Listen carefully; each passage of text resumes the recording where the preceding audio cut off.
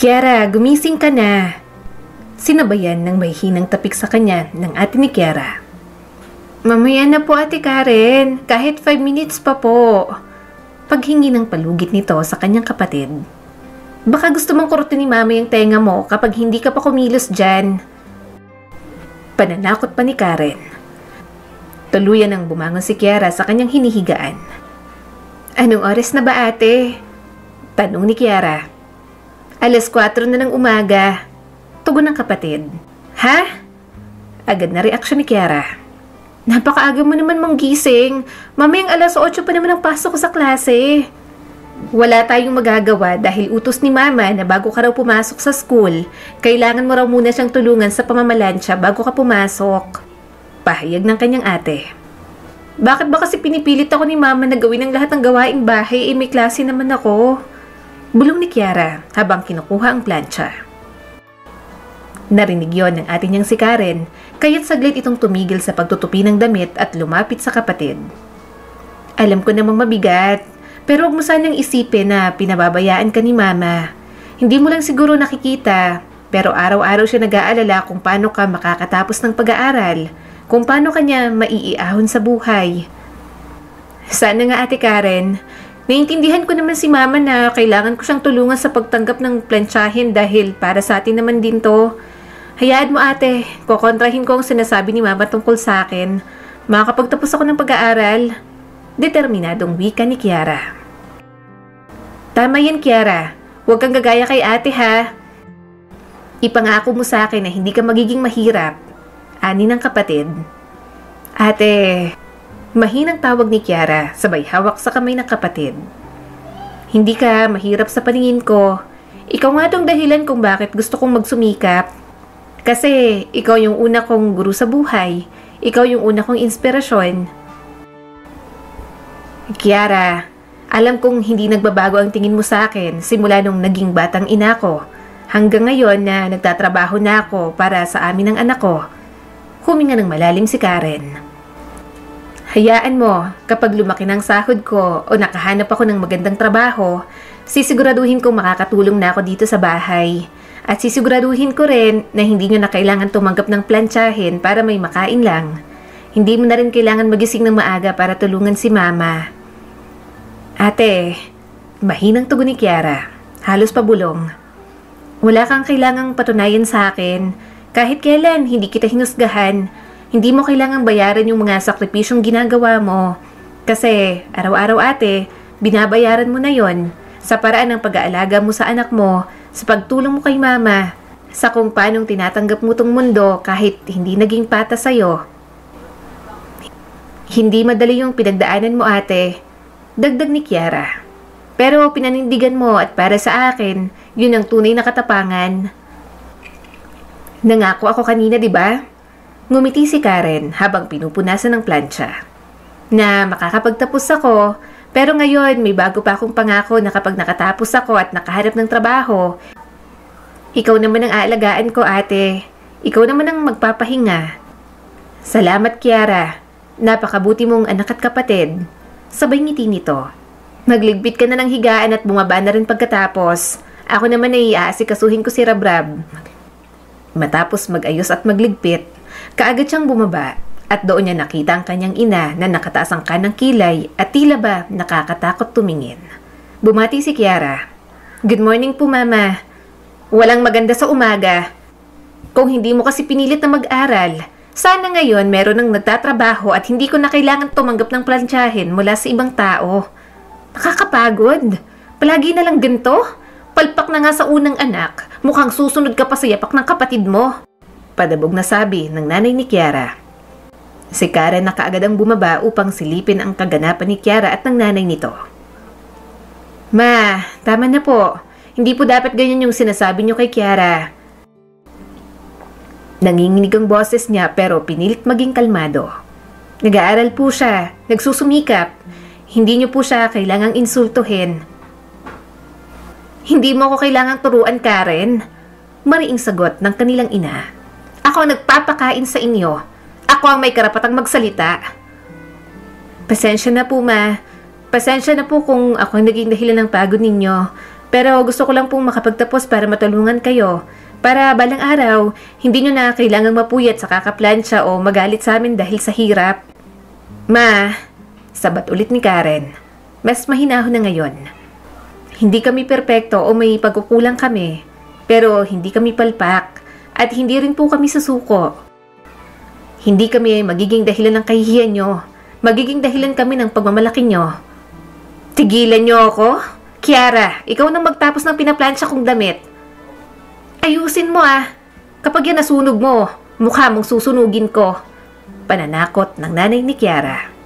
Lumipas ang 1 oras, natapos na ni Kiara magplansya ng damit na inuutos ng kanyang ina sa kanya. Ma, mahinang tawag ni Kiara habang inaabot ang pinansyang damit. Tapos na po. Maayos po yan. Hindi ko po hinayaang masunog. Kagaya ng pangarap ko, hindi ko rin po hahayaang masunog. Napatingin ang kanyang ina. Walang salita. Kahit mahirap. Ma, dagdag ni Kiara. Magiging maayos din tayo. Gagawin ko po ang lahat. Hindi para lang makaalis dito, kundi para makasama kayo sa mas magaan na buhay. Gusto ko pong bumawi, pero sana matutunan nyo rin po kaming yakapin kahit papaano. Tumayo si Kiara, bitbit ang pinansyang damit at iniabot ito sa ina. Nagsaing naman si Karen at nagluto na rin ng ulam. Tumayo ang nanay niya at pumunta ng kusina. 1 linggo na tayong sardinas. Tapos ang kukulit nyo pa. Patuloy nito habang pinagmamasdan ang niluluto ni Karen. Kung hindi kayo maarte sa lalaki, sana may nanilibre sa atin ng pagkain. Pero hindi. Kung sino pa yung mahirap, sila pa yung matataas ang pangarap. Napakataas ng lipad niyong dalawa. Ayoko ng sardinas bukas ha, Karen. Mariing utos ng ina. Ikaw ang panganay. Ikaw dapat ang gumagawa ng paraan. Magpakababa ka na. Sige na, para naman din hindi ganito ang buhay natin. Humarap si Karen. Nangingilid ang luha ngunit pinilit ngumiti. Pasensya na po ma. Wala po tayong ibang pambili ngayon. Pero bukas po, magdadagdag po ako ng labada. Baka po makabili na tayo ng itlog kahit papaano. Napailing ang kanyang ina. Tinatakot mo ako sa itlog? Gusto ko ng karne, hindi itlog. Walang kwenta. Lahat na lang ng desisyon nyo, puro pahirap. Pasensya na po talaga, ma. Mahina ngunit buo ang boses ni Kiara habang lumapit. Bit-bit ang hinuhugasang bigas. Hindi po kami nagpapakahirap para pasakitan po kayo. Nagsusumika po kami para sa atin. Balang araw po may makakain tayong higit pa sa sardinas. Ma, pangarap lang po talaga yung inaabot namin. Hindi po pride. Pangarap? Sa tingin mo, mayaman sa pangarap? Mariing sagot ng ina. Hindi nyo ba nakikita tong bahay natin? Ganyan kayo. Puro ilusyon. Ma, naiintindihan kong nahihirapan na kayo kaya aalis na lang kami ng anak ko. Ayokong makadagdag sa pagpapahirap sa inyo. Malungkot na sabi ni Karen. Eh di umalis ka. Nung nagpabuntis ka, hindi na kita itinuring na anak. Wala akong anak na pokpok. Sigaw ng kanilang ina. Hindi po pokpok si ate. Nangingiyak na sabi ni Kiara sa kanyang ina. Naging biktima siya. Hindi niya ginusto yung nangyari sa kanya. Hindi ginusto? Nagkaroon siya ng boyfriend. Kiara, baka nakakalimutan mo na meron siyang nobyo. Pumayag siya. Sigaw ng kanilang ina. Mama, biktima si ate Karen. Ginawa sa kanya yun ang nobyo niya nang walang pahintulot. Sana maintindihan niyo po yun, ma. Pasigaw na sabi ni Kiara. Ma, mahinang wika ni Karen, halos pabulong. Hindi po ako pokpok. Hindi ko po ginustong nangyari sa akin. Oo, nagmahal po ako pero hindi ko gusto na mawala yung dangal ko. Hindi ko ginusto na masira ako. Ginawa niya yun sa akin habang akala ko mahal niya ako. Eh wala naman akong pakialam. Singhal ng ina. Diyan kayo magaling. Magdrama, magpaawa. Tapos kami ang may kasalanan sa lahat? Ma, hindi po kami nagdadrama. Sigaw ni Kiara nang hindi na napigilan ng luha. Araw-araw po kami nagtitiis ng sakit sa inyo. Hindi lang po mula sa katawan kundi sa puso. Tinuring ko po kayong lakas ko, pero bakit po kami ang laging sinisisi? Bakit po parang kasalanan naming maging mahirap? Kasalanan naming magmahal? Kasalanan naming mangarap? Aalis na po ako, ma. Muling sabi ni Karen. Nanginginig ang boses pero matatag ang loob. Hindi para iwan kayo, kundi para lumayo sa sakit na araw-araw naming tinatanggap mula sa inyo. Hindi ko po kayang palakihin ang anak ko sa lugar kung saan ang pagmamahal ay may kondisyon, kung saan ang katahimikan ay palaging binabasag ng paninisi at panghuhusga. Humakbang si Kiara papalapit sa atin niya. Hinawakan niya ito sa braso at umiyak. Ate, sama rin ako. Nagulat si Karen. Kiara, wala na akong dahilan para manatili dito kung araw-araw lang akong susumbatan sa pangarap kong makapagtapos. Kung dito, kahit anong sipag at respeto, kulang pa rin. Hindi nakapagsalita ang kanilang ina. Nakatayo lang siya, naghihintay marahil ng isa pang pagkakataong magbitaw ng matalim na salita. Pero sa harap ng determinasyon at katapatan ng dalawang anak, tila nawalan siya ng lakas. Salamat po sa lahat, ma. Huling sambit ni Karen. Pero kailangan na naming piliin ang sarili naming kapayapaan. Bit-bit ang iilang damit na kasya lang sa isang lumang backpack. Tahimik na lumabas si Karen ng bahay kasama si Kiara at ang kanyang munting anak. Wala silang baon kundi kaunting pera, isang bote ng tubig at matinding tapang na matagal nang kinikimkim. Walang paalam, wala nang salitang pwedeng bumawi sa lahat ng salitang itinapon sa kanila. Tahimik ang paligid habang tinatahak nila ang maalikabok na daan. Tanging tunog ng tsinelas ni Kiara at iyak ng batang ginising sa gitna ng gabi ang bumabasag sa katahimikan.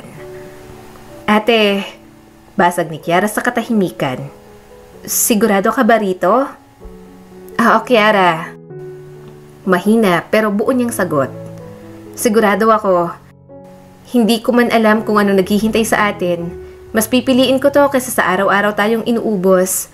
Kailangan nating pumili ng sarili nating kaligayahan kahit gaano kahirap. Napahawak si Kiara sa kamay ng ate niya. Salamat ate kasi pinili mo pa rin akong isama. Ngumiti si Karen sabay halik sa noo ng kapatid. Hindi kita iiwan, Kiara. Tayong dalawa lang ang magkasama sa lahat ng to. At ang anak ko, hindi tayo magiging perpekto pero gagawin nating totoo at marangal ang bagong simula natin. Makalipas ang isang linggo ay mayroon na silang bahay na tinutuluyan. Masayang magkapatid dahil hindi nila nararamdaman ang presensya ng kanilang ina. Patuloy pa rin sa pag-aaral si Kiara at si Karen naman nakahanap ng magandang trabaho at malaki na rin ang sweldong natatanggap. Ate, papasok na ako sa school. Sigaw ni Kiara na tila ba nagmamadali. Ingat! Galingan mo ha! Sigaw ni Karen habang pinapatahan ng anak nitong si Rabrab. Rabrab, huwag kang maingay. Baka mali si Tita Kiara mo.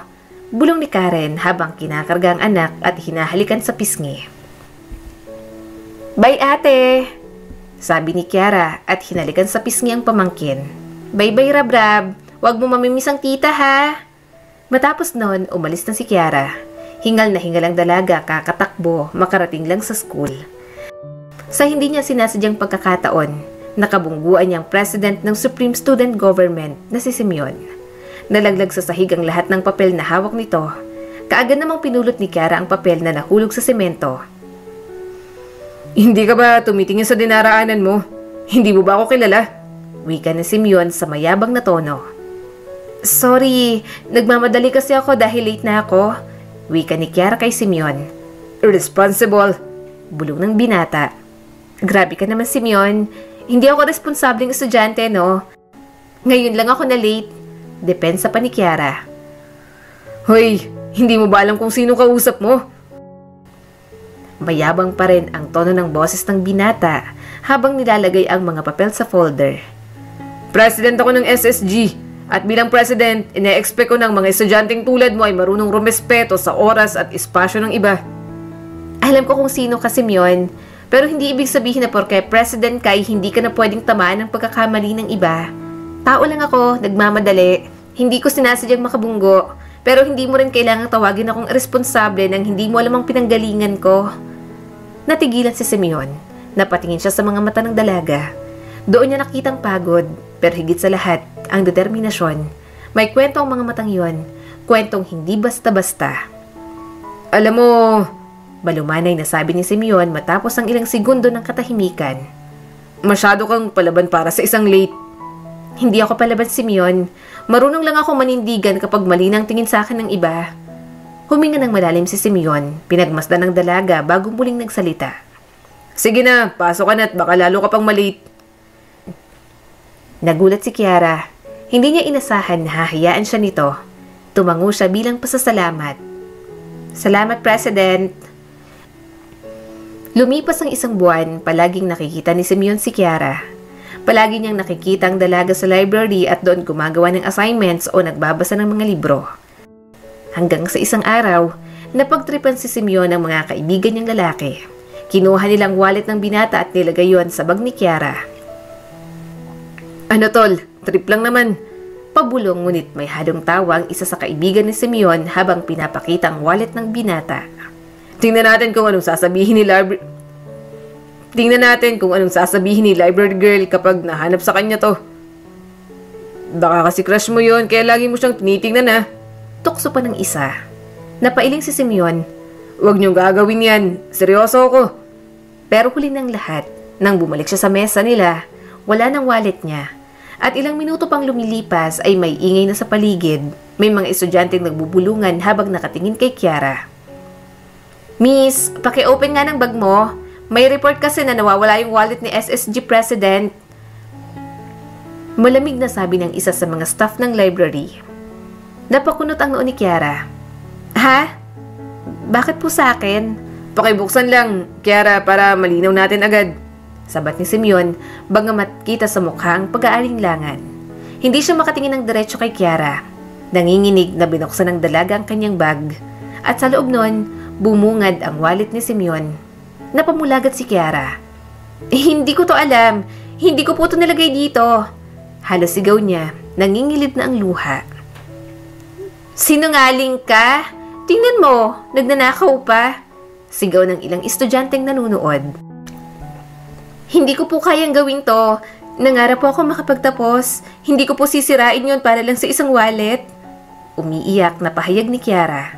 Tahimik lang si Simeon, hindi niya alam kung anong dapat sabihin. Pero sa gitna ng gulo, biglang pumasok ang isa sa mga kaibigan niya na may dalang cellphone.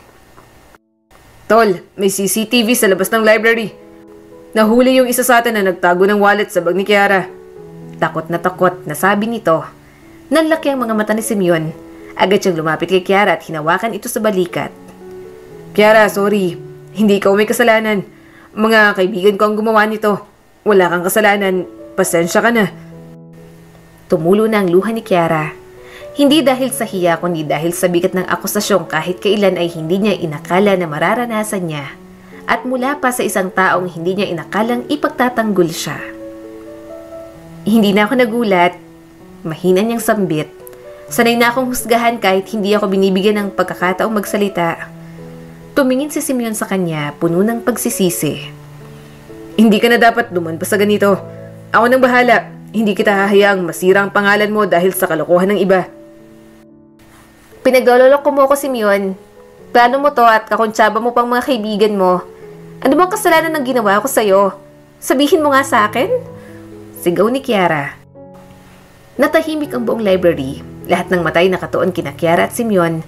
Ngunit walang isa man ang nagsalita. Napalunok si Simeon. Kiara! Mahinang sambit niya pero agad siyang pinutol ng dalaga. Wala akong ginagawang masama sa inyo. Tahimik lang ako. Nag-aaral lang ako. Pero bakit, Simeon? Bakit niyo ba ako ginulo? Dahil ba hindi ako mayaman? Dahil ba hindi ako kagaya ng mga babaeng kinakaibigan mo? Sabihin mo nga sa akin. Puno ng luha ang mga mata ni Kiara. Nanginginig ang boses pero matatag pa rin ang paninindigan. Wala akong ginawa sa'yo. Pero tinatrato mo ako na parang basura. At mas masakit pa, pinalabas mo akong magnanakaw sa harap ng buong library. Anong klaseng tao ka, Simeon? Napayuko si Simeon, hindi makatingin kay Kiara.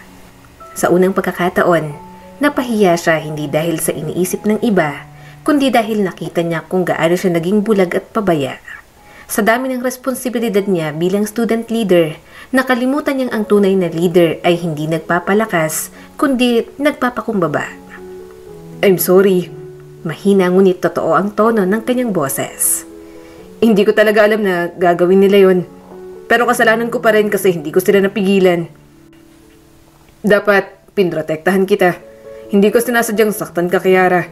At mas lalong hindi ko ginusto na mawalan ka ng respeto sa sarili mo dahil sa ginawa namin. Napahikbi si Kiara at dahan-dahan na niyang pinulot ang kanyang bag. Hindi niyo man ako kayang igalang, pero rerespetuhin ko pa rin ang sarili ko. At tandaan mo to, Simeon, hindi mo kailangang apakan ng iba para makita kung gaano sila kababa. Minsan, mas mataas pa sila sa'yo kahit hindi mo pa alam. Tumalikod siya at dahan-dahang lumakad papalayo. At si Simeon, naiwan sa gitna ng silid. Kinabukasan, inambangan ni Simeon si Kiara sa labas ng gate. Nakita na niyang dalaga sa kalayuan kaya bigla itong tumalikod at plinano na magdaan sa ibang daan na papunta sa school. Nakita ni Simeon ang ginawa ni Kiara kaya hinabol niya ang dalaga. Kiara, sandali lang, please. Sigaw ni Simeon habang mabilis na humahabol sa dalaga. Ngunit hindi tumigil si Kiara. Pero hindi nagpatinag si Simeon. Patuloy siyang humabol at sa pagliko ni Kiara sa isang maliit na eskinita papuntang shortcut sa paaralan, doon niya ito tuluyang naabutan. Hinawakan niya ang braso nito, hindi marahas kundi puno ng pagmamakaawa. Kiara, pakinggan mo muna ako. Kahit 1 minuto lang, please. Aniya sabay habol ang hininga, baka sa mata ang pagod.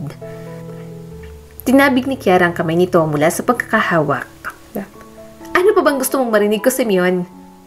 Yung sorry mo na paulit-ulit? Yung paliwanag mong huli na sa lahat? Tahimik si Simeon. Nakatingin lang siya sa mga mata ni Kiara habang ang buong paligid ay tila nawala sa eksena. Hindi ko inasahan na mahuhulog sa bag ko ang wallet mo. Pero ang mas hindi ko inasahan, yung ikaw mismo ang manghusga. Hindi mo man lang ako pinaglaban. Nanginginig na ang boses ni Kiara. Alam mo bang para lang makarating ako sa eskwelahan araw-araw, kailangan kong gumising ng 4:00? Tulungan ang ate ko sa anak niya, plantsahin ang damit ko. Minsan walang almusal pero pilit akong pumapasok. At sa isang iglap lang, dinungisan mo lahat ng pinaghirapan ko. Napayok si Simeon. Parang binagsakan ng daang tanong na wala siyang sagot. I know. Mahina niyang sambit. Wala akong karapatan na magpaliwanag. Pero gusto kong sabihin na simula nung araw na yon, hindi na ako mapalagay. Hindi ako makatulog. Hindi ako makakain ng maayos. Kiara, tinamaan ako ng hiya. Hindi dahil napahiya ako, kundi dahil napagtanto ko na isa akong duwag. Isa akong leader na walang paninindigan at walang malasakit. Hindi kita kailangan. Tuwa ni Kiara, tahimik pero matalim. Kaya ko to. Maraming taon ko nang kayang panindigan ng sarili ko kahit wala akong kakampi. Alam ko, sagot ni Simeon. At yun ang dahilan kung bakit humahanga ako sa'yo ngayon. Hindi mo kailangang patawarin ako agad. Pero hayaan mo sana ako magsimula. Hindi bilang SSG President, kundi bilang taong gustong bumawi. Sa parang totoo, marangal at hindi dahil sa posisyon ko. Gusto ko lang sana kahit hindi mo ako pansinin, malaman mong pinili ko ng tumindig sa tama. At nagsimula yun sa'yo. Hindi umimik si Kiara. Tahimik lang siyang nakatingin, hindi nagalit. Tumalikod ang dalaga at sabay sabing, hindi ko alam kung kailan ako magiging handang makinig ulit, Simeon. Pero salamat sa pag-amin. Hindi lahat marunong gawin yan. Sa paglipas ng mga linggo, unti-unting napansin ng mga estudyante sa campus ang malaking pagbabago kay Simeon. Tahimik na sumusunod kay Kiara, magalang at palaging nakangiti. Hindi na siya yung Simeon na dating mayabang. Kiara, groupmates tayo ulit ah. Kabisado ko na kung gaano ka kadedicated sa work mo. Tsaka ayoko nang makipag-group sa mga hindi seryoso. Nakangiting sabi ni Simeon habang hawak ang activity sheet. Tiningnan lang siya ni Kiara at saka mahinang tumango. Hindi man niya lubos pang pinagbubuksan ng sarili sa binata. Ramdam niyang seryoso ito sa pagbabagong ipinapakita. Kiara, tara na, sabay na tayong kumain. Alok ni Simeon isang tanghali habang hawak ang baon niyang tinapay at juice. May extra ko, huwag ka nang mahiya. Ayoko, may baon ako. Simpleng sagot ng dalaga habang inilalabas ang kaning malamig at sardinas sa loob ng plastic. Napayoko si Simeon dahil nakita niyang hirap at kasimplehan ang buhay ni Kiara at mas lalo siyang humanga. Hindi niya kailanman naranasan ang ganong uri ng sakripisyo at sa bawat simpleng kilos ni Kiara, mas lalo siyang natututo ng kahulugan ng disiplina, paggalang at katatagan.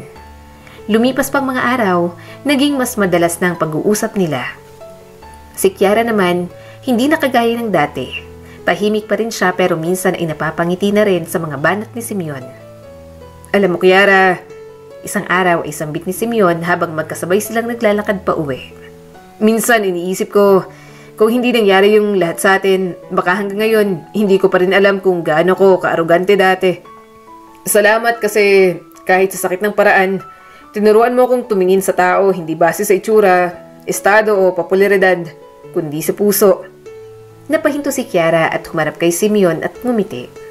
Hindi mo kailangan magpasikat o gumawa ng grand gesture para makuha ang respeto ko, Simeon. Yung simpleng pananatili mo, kahit ilang beses kitang tinaboy, yun ang nagpapatunay kung sino ka ngayon. Lumipas pa ang mga buwan at nagsagawa ang school kung saan sila nag-aaral na magkaroon ng school field trip sa isang amusement park. Lahat ay required pumunta kaya walang nagawa kundi sumama sa amusement park. Katabi niya si Simeon sa loob ng bus hanggang buong biyahe. Lahat ng ride sa amusement park ay sinakyan nila ni Simeon. Grabe, hindi ko akalain na sasakay ka talaga sa drop tower. Humahangang sambit ni Simeon habang nakaupo sila sa bench. Sabay abot ng cotton candy kay Kiara. Hindi rin ako makapaniwala, para akong lumipad tapos bumagsak pabalik sa lupa. Natatawang sagot ng dalaga. Pero mas masaya ako ngayon kaysa sa takot ko kanina. Salamat Kiara. Mahina niyang sambit. Sa pagkakataong pinaramdam mo na tao rin ako, na may puwang pa rin akong matuto at magbago.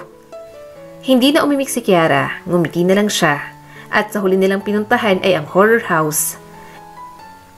Hindi inaasahan ni Simeon na ang matapang na si Kiara, biglang kumapit sa braso niya ng mahigpit sa unang sigaw ng multo. Ayoko na! Ayoko na dito! Tili ni Kiara habang pilit tumatago sa likod ni Simeon. Ngunit hindi ito pinagtawanan ni Simeon. Sa halip, hinawakan niya ng maayos ang kamay ng dalaga at marahang sinabi, Hawak lang! Nandito lang ako. Matapos makalabas sa nakakatakot na horror house, sabay silang bumili ng ice cream ni Kiara. Ngunit sa pagkakataong yon, nilibre na ni Simeon ang dalaga. Habang kumakain, sumakay sila sa carousel. Umupo sila sa pwedeng dalawahan para tabi sila. Habang paikot-ikot ang carousel, marahang sumasabay ang hangin sa bawat ikot, kasabay ng mga ilaw na tila bituing naglalambing sa gabi. Tahimik lang sina Kiara at Simeon habang sabay na kumakain ng ice cream. Strawberry para kay Kiara, vanilla naman para kay Simeon. Kanina lang, halos mamatay tayo sa takot sa horror house, tapos ngayon naman, parang ang payapa ng lahat. Mahinang sabi ni Kiara habang pinagmamasdan ng paligid. Oo nga no, sagot ni Simeon habang nakatingin sa kanya. Parang buhay lang din, minsan puno ng takot, puro sigaw, puro dilim. Pero darating din yung parte na mapapahinga ka kahit saglit lang. Nakakatuwa ka na ngayon, Simeon. Pagbibiro ni Kiara. Hindi ka na yung president na nakataas ang kilay sa lahat. Kasi dati, puro sarili ko lang ang iniisip ko. Puro gusto ko lang ang nasusunod. Pero nang makilala kita, napaisip ako kung paano ba mapapatunayan na may halaga rin ako kung hindi ko kayang respetuhin ang halaga ng ibang tao. Napayuko si Kiara dahil may kung anong tama sa puso niya ang bawat salitang binibitiwan ng binata. Sana nga totoo yan, Simeon. Dahil sa dami ng sakit na naranasan ko, ayoko na sanang madagdagan pa. Kiara, mahina niyang sambit. Meron sana akong gustong sabihin sa'yo. Sana kung ano man ang sasabihin ko sa'yo, hindi magbago ang pagtingin mo sa akin. Ano ba yung sasabihin mo, Simeon? Tanong ng dalaga. Gusto kita, Kiara. Matagal na kitang gusto pero natotorpe akong sabihin sa'yo. Hindi ko alam kung paano mo mapapansin ang isang kagaya ko. Kaya mga barkada ko na lang ang gumawa ng paraan. Alam kong ilalagay nilang wallet ko sa bag mo pero hindi para pagtripan ka kundi para maging daan upang mapalapit ako sa'yo. Dahil napapansin nilang lagi kitang tinatanong mula sa malayo. Silang gumawa ng paraan para mapansin mo ako at malapitan kita. Hanggang sa tumagal ng tumagal ang pagsasama natin, Kiara. Sa tingin ko, hindi lang pagkagusto o pagkakaibigan ang tingin ko para sa'yo, kundi pagmamahal na. Simeon, mahina ang kanyang tinig. Hindi ko alam kung anong sasabihin. Nabigla ako pero ang mahalaga, Nagpapakatotoo ka. At sa totoo lang, ang hirap palampasin ng ganun. Hindi ko akalain na darating yung araw na magsasabi ka sa akin ng ganyan. Na kahit sa dami ng pinagdaanan ko sa lahat ng hirap, lahat ng galit, pagod, may isang taong pipiliin pa rin akong gustuhin at mahalin. Nangingilid ng luha sa kanyang mga mata. Pero Simeon, ngayon hindi ko pa alam kung kaya ko. Tumango si Simeon, pilit na ngumiti. Okay lang, Kiara. Hindi ko naman to sinabi para suklian mo agad. Sinabi ko to kasi gusto kong maging tapat. Gusto ko sana magsimula tayo sa totoo. Kung darating man yung araw na handa ka na, gusto kong ako ang unang makita mo sa paningin mo. Napangiti si Kiara. Maraming salamat, Simeon, sa respeto, sa kababaang loob, sa tapang. Siguro sa ngayon, masaya ako na nandito ka. Hindi bilang nobyo, pero bilang taong maaasahan. At kung dadalhin man tayo ng panahon sa mas higit pa, hahayaan ko ang puso ko na magdesisyon sa tamang oras. Huwag kang mag-alala, Kiara. Handa akong hintayin ka. Handa akong mahalin ka ng walang hinihinging kapalit mula sa'yo. Ang nais ko lang ay hayaan mo kong gawin ang bagay na magpapakita ng senseridad ng puso ko at pagbabago ko bilang tao. Sa panahon na handa ka na, sisiguraduhin kong hindi mo pagsisisihan na papasukin ako dyan sa puso mo. Aayusin ko ang sarili ko para mas maging karapat-dapat ako para sa'yo, Kiara. Pangako ko yan. Sinserong wika ng binata kay Kiara habang mata man na tinititigan ng dalaga sa mga mata. Simeon, sambit ni Kiara, halos pabulong. Wala kang ideya kung gaano kahalagang mga sinabi mong yan sa akin. Sa totoo lang, ang dami kong pinagdaanan mula sa pamilya, sa kahirapan, sa mga salitang halos durugin ng pagkatao ko. Kaya siguro naging pader na rin ako sa ibang tao. Naglalakad, nag-aaral, pero may bit-bit na takot na baka masaktan ulit. Hindi na niya napigilang mapaluha, ngunit agad niya ring pinunasan iyon. Ayaw ipakitang mahina siya. Pero ngayong naririnig ko ang mga salitang yan, hindi mo alam kung gaano mo ako pinagaan. Hindi man kita masagot sa gusto mong marinig, pero gusto kong malaman mo to. Huminga siya ng malalim at pinisil ang kamay ng binata. Marahan, walang romansa pero may kasamang pag-asa. Salamat. Salamat kasi pinili mong hindi ako pilitin. Salamat kasi minahal mo ako sa katahimikan ko. Salamat dahil gusto mong ayusin ang sarili mo hindi para lang makuha ako, kundi para sa sarili mong pagbabago. Yan ang pinakamasarap marinig para sa isang katulad kong pagod na. Matapos ang pangyayaring yon, hindi pa rin tumigil si Simeon na ligawan ang dalagang sinisigaw ng kanyang puso hanggang sa dumating na ang graduation nila. Naisagawa ang graduation ceremony sa auditorium ng school. Habang nag-uumpisa ng ceremony ay hinanap ni Kiara si Simeon na wala pa rin sa event. Hindi siya mapakali kaya binulungan siya ng kanyang ate Karen. Relax ka lang, Kiara. Mahinahong bulong ni Karen habang hinahawakan ang kamay ng kapatid. Baka traffic lang si Simeon. Alam mo namang hindi yan papayag na hindi ka makita sa graduation mo. Lahat nga nandito na ate, siya lang ang wala. Pabulong niyang sabi. Tumingin siya sa paligid, umaasang baka biglang sumulpot si Simeon mula sa likod, suot ang barong at may ngiting pamilyar na sa kanya. Pero wala. Wala pa rin. Nang tinawag ng pangalan niya, marahan siyang tumayo. Ramdam niyang pagbati at palakpakan ng mga tao, pero parang dumaan lang sa tenga niya ang lahat. Matapos tawagin ang lahat ng estudyante, nagkaroon ng katahimikan. Matapos nun, tinawag ng valedictorian ng batch nila. Doon lumabas si Simeon sa likod ng stage. Napangiti si Kiara nang makita ang binata. Tumayo si Simeon sa entablado upang magbigay ng kanyang graduation remarks, pero ang mga mata ng binata ay nakatutok lang kay Kiara. Magandang umaga po sa inyong lahat. Panimulang bungad ni Simeon. Sa totoo lang po, hindi ko alam kung saan ako magsisimula. Sabi nito habang unti-unting humihinga ng malalim. Pilit binabawasan ang nerbyo sa dibdib. Pero isa lang po ang malinaw sa puso't isipan ko habang nakatayo ako rito. Ito ay hindi lang para sa mga medalya, karangalan o palakpakan, kundi para sa mga taong naging dahilan kung bakit ako patuloy na lumaban. Maraming tao ang nag-aakala na ang pagiging leader ay laging tama, laging matalino, laging malinis ang record. Pero ako, Hindi ako perpekto. Marami akong pagkakamali. Marami akong taong nasaktan sa mga maling desisyon na ginawa ko.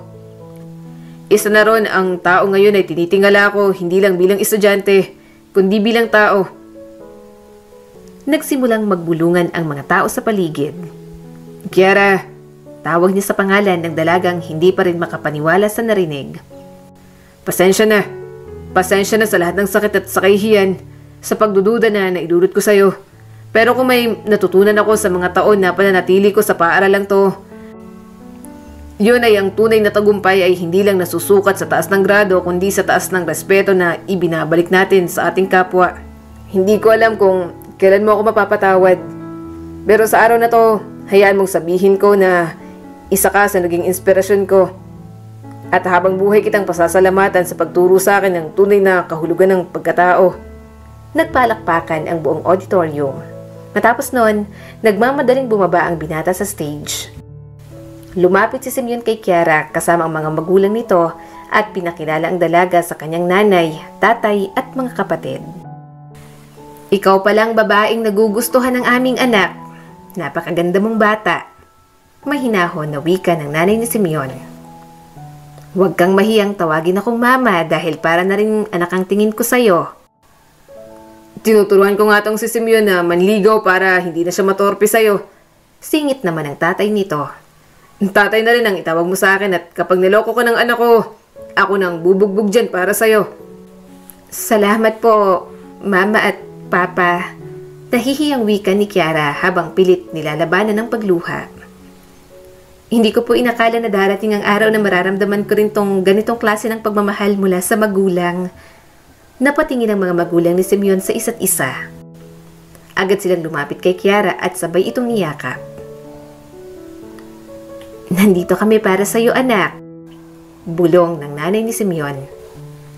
Wala kang kailangang patunayan. Basta't mahal mo ang anak namin at nakikita naming masaya kayo sa isa't isa.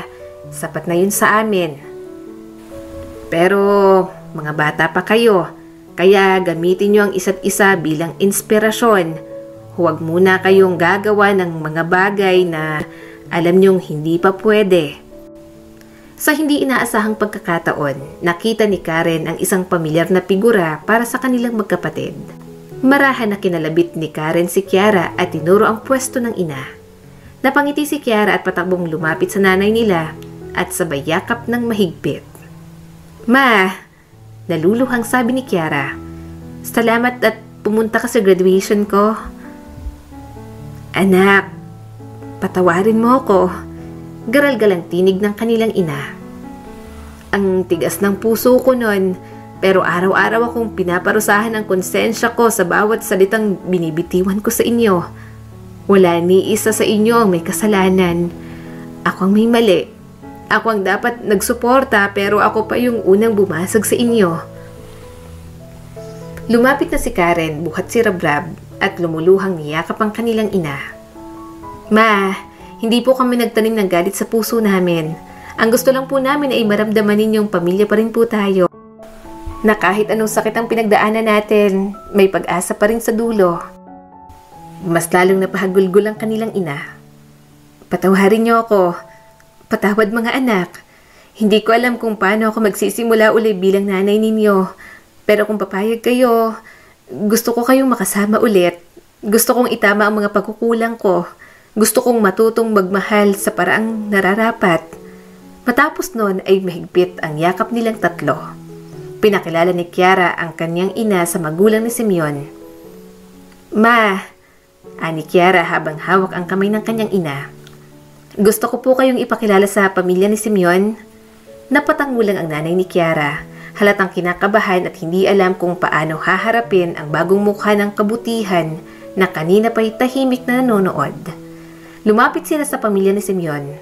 Tumayo si Simeon sa tabi ni Kiara at bahagyang inilapat ang kamay ng ina ng dalaga sa kamay ng kanyang sariling ina. Ma, pa, siya po ang nanay ni Kiara. Wika ni Simeon. Hindi nag-atubiling ngumiti ang nanay ni Simeon, isang ngiting puno ng pag-unawa. Nilahad niya ang kanyang kamay at hinawakan ang kamay ng nanay ni Kiara. Salamat po at pinalaki niyo si Kiara na may mabuting puso. Sa kabila ng lahat, kita sa kanyang kabutihang galing sa inyo. Napayok ko ang nanay ni Kiara. Nangilid ang luha. Pasensya na po sa lahat at hindi ako naging mabuting ina. Pero ngayon sinusubukan kong itama ang lahat. Salamat po sa mainit na pagtanggap niyo sa anak ko. Sumingit ang tatay ni Simeon sabay tawa. Walang problema yon. Sa pamilya laging may pangalawang pagkakataon. At kung may pagpapatawad, may pag-asa. Lalo na't nakita namin kayong tatlo na buo na ulit. Dagdag ng nanay ni Simeon. Nagkatinginan sina Kiara, Karen at ang kanilang ina. Makalipas ang ilang buwan mula nang makapagtapos si Kiara, tuloy-tuloy pa rin ang pagbabago sa kanilang buhay. Si Karen na patuloy sa pagtatrabaho, nakahanap ng mas magandang posisyon sa isang kilalang kumpanya. Habang si Rabrab nagsisimula na rin pumasok sa daycare. Hindi rin tumigil si Simeon sa pagiging gabay kay Kiara.